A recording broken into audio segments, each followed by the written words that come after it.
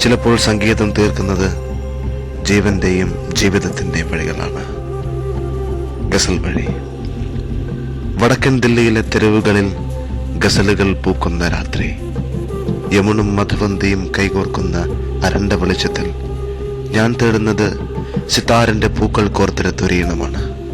പ്രകാശം ചൊരിയുന്ന, ആത്മാവിൽ അണിയാൻ പോന്ന മധുര സംഗീതം. ഇതൊരു തിരഞ്ഞെടുക്കലാണ്.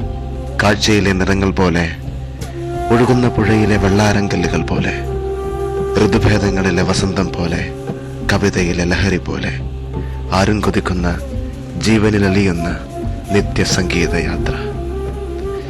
ഗലിയിലെ ചുവന്ന വീടുകളിൽ നിർത്താതെ, യമുനയുടെ വശ്യതയിൽ മയക്കാതെ, കാലം കേൾക്കാതെ കേൾപ്പിച്ച് കൊതിപ്പിച്ച സിതാറിന്റെ സ്വരങ്ങളും ഗസലിന്റെ ചരണവും ഒടുവിൽ എരിഞ്ഞു ചേരുന്നത് ഒരേ കൈവഴിയിലാണ്.